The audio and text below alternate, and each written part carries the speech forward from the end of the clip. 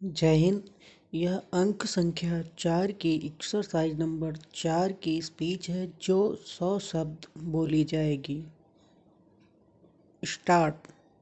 महोदय, इस बहुभाषा देश में भाषाई सामंजस्य और भाषा साम्य की नितांत आवश्यकता है।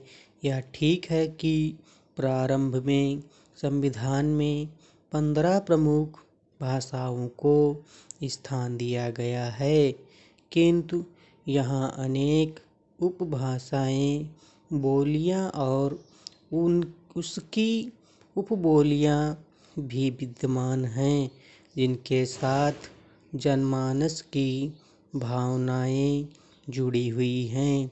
अब 3 भाषाएं और 8वीं अनुसूची में जुड़ गई हैं। अनेक लोगों के लिए ये उनकी उपभाषाएं या बोलियां उनकी मातृभाषाएं ही हैं। ऐसी परिस्थिति में भारतीय भाषाओं का पारस्परिक आदान प्रदान भारतीय गणतंत्र को भाषा के स्तर पर एक मजबूत आधार देने के लिए आवश्यक है। इसके लिए जनमन को आगे आना आवश्यक है। हमें भाषा की दीवारें तोड़नी हैं, प्रांतीयता की संकीर्ण भावनाओं का त्याग करना है। तभी सभी भारतीय भाषाओं में समन्वय, तालमेल और सौहार्द स्थापित करना है। यह ठीक है कि हम अपनी मातृभाषा के प्रति निष्ठावान रहें, परंतु एक कल्याणकारी राज्य के रूप में भारतीय गणतंत्र की सभी भाषाओं का आदर करना और उनमें परस्पर स्नेह और सद्भाव की भावना जगाना प्रत्येक जागरूक नागरिक का कर्तव्य है। यदि हमें विरोध करना है तो अंग्रेजी की झूठी प्रतिष्ठा का विरोध करें।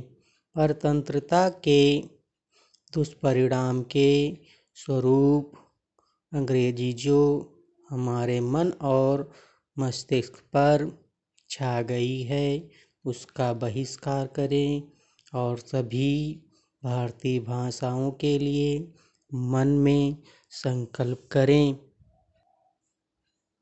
स्वतंत्रता के पश्चात गणतंत्र की गरिमा के अनुकूल राजकाज की भाषा के रूप में हिंदी को बढ़ावा देने के लिए सरकारी और गैर सरकारी स्तरों पर अनेक प्रयास किए गए।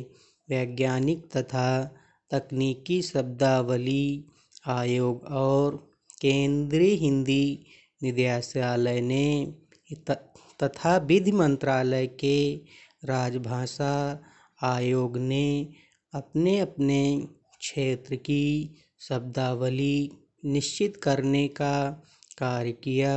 द्विभाषी शब्दकोश और तकनीकी शब्दावली के संकलन बने।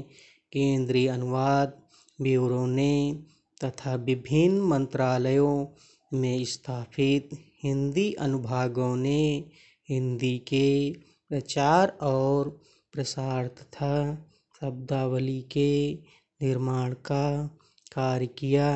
सरकारी कार्यालयों में प्रयोग में आने वाले साहित्य के हिंदी अनुवाद का काम भी तेजी के साथ किया गया, परंतु शब्दकोश बन जाना, संकलन तैयार कर लिया जाना या अंग्रेजी की सामग्री का हिंदी में रूपांतरण हो जाना ही माध्यम परिवर्तन के लिए पर्याप्त सिद्ध नहीं हुआ।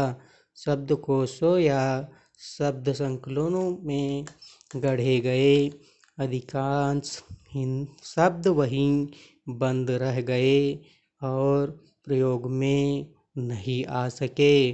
अनुवाद के कारण भाषा ने बोझिल और कृत्रिम रूप ले लिया।